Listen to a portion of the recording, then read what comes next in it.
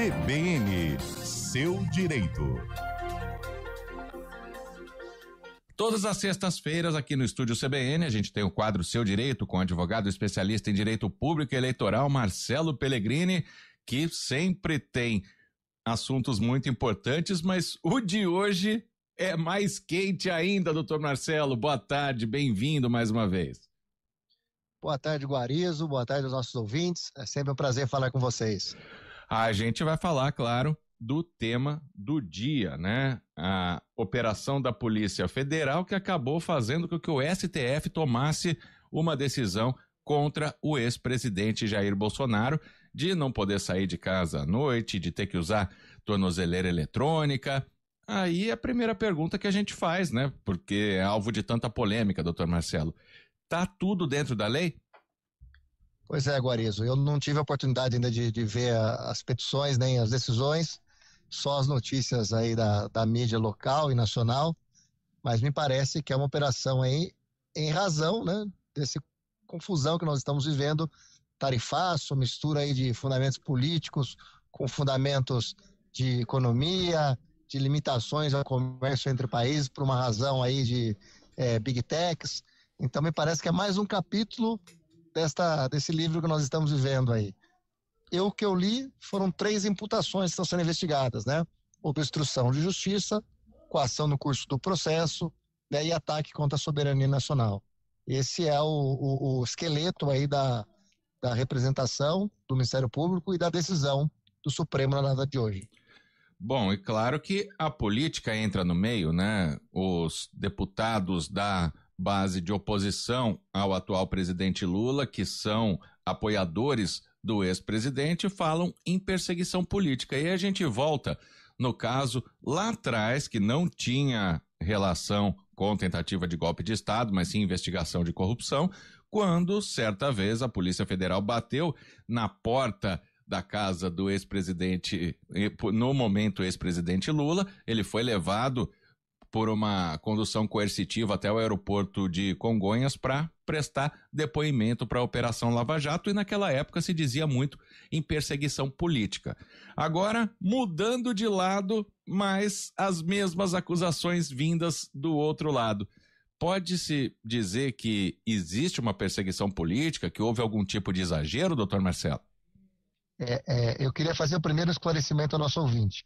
Esse episódio da condução coercitiva do presidente Lula levou o Supremo a declarar inconstitucional a condução coercitiva, porque tem um outro princípio constitucional que ninguém é obrigado a fazer prova contra si mesmo. E a partir de então nunca mais ela existiu. O que se tem hoje são as operações como a de hoje. Não me parece, dentro da lógica sistêmica, nada de não usual, nada de absurdo, né, de ter uma operação e fazer uma investigação da forma que está sendo feita. O ex-presidente vai ter que usar a tornozeleira eletrônica, mas ele ainda não é condenado, né? Por enquanto, ele é investigado. O que pode acarretar isso nessa decisão do ministro Alexandre de Moraes? Então, todo mundo tem a presunção de inocência até que tenha uma decisão judicial condenatória transitada em julgado. Esse é o princípio constitucional e é assim que o Supremo o interpreta, né? Já houve aqui várias variáveis dessa interpretação, mas a que vige hoje é exatamente esta. No caso, não há que se falar em ser réu, não há que se falar em uma medida punitiva, é uma providência cautelar. A tornozeleira, como a restrição de horários, como a impossibilidade de conversar com outras pessoas.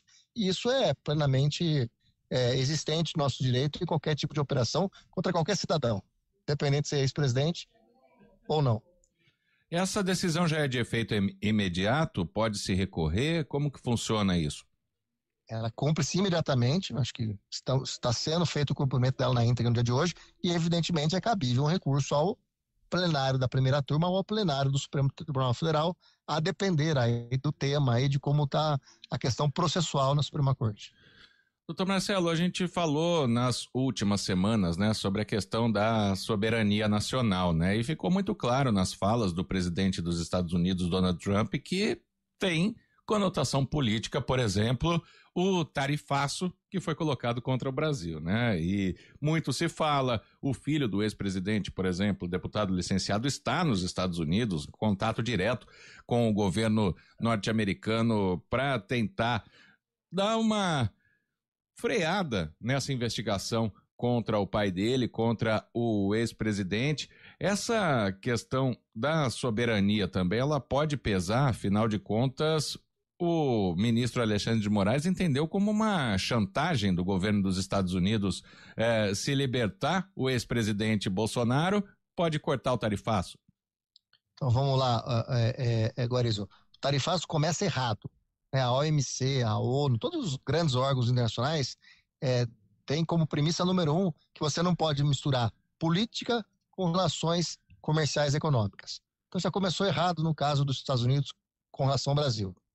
Segundo, soberania, você pegar qualquer conceito básico, ela é o poder absoluto de uma nação. Ela pode às vezes ceder ou não ceder quando está nos órgãos multilaterais. Mas não se pode o país atacar a soberania do outro exigindo, olha, eu abaixo o tarifaço se acabar com o processo. Ou eu aumento o tarifaço se não trouxerem aqui, o Congresso não votar do jeito que eu quero. Todas essas questões são absolutamente plumas. Elas não são o centro principal, o cerne principal de uma discussão sobre tarifas. A discussão sobre tarifa é uma discussão técnica, séria, ponderada, durante muitos anos. O Brasil sempre teve grandes negociadores. A chancelaria brasileira é muito reconhecida no mundo como uma chancelaria de diálogo, de negociação e de muita efetividade. Então, nesse caso do Trump, há uma total inversão da ordem sistemática, tanto da soberania, quanto da discussão técnica, quanto tarifas, quanto da forma de implementá-las, quanto dos interesses pessoais mais importantes que os interesses nacionais, digamos assim. E aí é algo que eu queria entender, que o nosso ouvinte também com certeza tem essa dúvida. Qual é a responsabilidade do executivo brasileiro em processos que são feitos pelo judiciário? Nenhuma, os poderes são independentes. E um limita o outro. Nós conversamos várias vezes sobre esse assunto, Todos os poderes têm a sua independência. Não há como o executivo pedir para o Supremo absolver ou condenar quem quer que seja. Os poderes, eles são independentes, entre si. Nós tivemos, inclusive, essa semana, a discussão sobre o IOF, O Supremo foi chamado a falar até que ponto o decreto do executivo valia e até que ponto a suspensão do decreto executivo pelo legislativo era correta. Típica discussão sobre freios e contrapesos, sobre a independência e a harmonia entre os poderes. Agora, uma questão, por exemplo, que se fala muito de anistia, por causa de todos os atos do 8 de janeiro de 2023, das pessoas que ainda estão presas. Nesse caso, por exemplo, o Congresso tenta votar isso. Teria algum poder político de se dar essa anistia para essas pessoas que estão sendo investigadas pelo judiciário? Então, vamos lá, Guarizo. Nós temos uma discussão de anistia e de perdão, que são conceitos diferentes. Normalmente, o perdão é para uma pessoa específica e a anistia é para um grupo de pessoas. Então, ela se dá com o preenchimento de alguns requisitos aprovados pelo Congresso Nacional. E os projetos de anistia do Brasil são os mais diversos possíveis. Não me parece nada fora, tem aqueles que vão defender que ela é cabível, mas a discussão pelo legislativo aberta, digamos assim, aos olhos de todos, não me parece nada excepcional. O que se não pode é, dentro do parlamento, você defender a democracia e, às escondidas, você atacar a soberania e a democracia. Isso me parece aí um comportamento daí contraditório. Agora, para a gente fechar, doutor Marcelo, essa decisão hoje do STF na pessoa do ministro Alexandre de Moraes, Eu volto lá no caso Lula, quando solto, divulgado aquele áudio por parte do juiz Sérgio Moro, aquilo foi uma pré-condenação do ex-presidente, na época ex-presidente Lula, atual presidente. Essa decisão do STF de hoje parece para o senhor uma pré-condenação do ex-presidente Jair Bolsonaro? Então vamos lá. Primeiro, aquele episódio do Moro, absolutamente errado, Ele permitiu, que fosse divulgado um grampo da ex-presidente da República depois da ordem ter sido cassada pelo Supremo. Se vocês recordar, ele foi intimado 10 da manhã, deu a ordem para parar com as gravações, demora aí 3, 4 horas para se estancar as gravações, é um sistema que funciona, E essa gravação foi feita exatamente entre essas 3 horas, que já viu a determinação de corte. Então, aí houve uma total violação, né, ao processo legal, aquele episódio do Sérgio Moro, da gravação da presidente Dilma. Ponto 2. Hoje nós não estamos aqui, né, divergindo de uma decisão já tomada pelo Supremo, ou, né, dando publicidade ao que seria sigiloso, ou protegido por uma imunidade, que foi aquele caso. Então não há nada de ilegal de você divulgar a operação.